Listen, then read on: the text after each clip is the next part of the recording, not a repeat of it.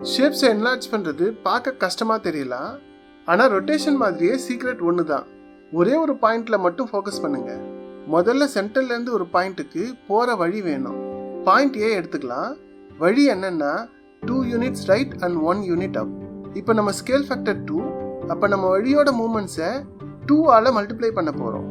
So 2 units right இப்போ 4 units right ஆகுது, 1 unit அப் இப்போ 2 யூனிட்ஸ் அப் ஆகுது. டைரக்ஷன் மாறாது.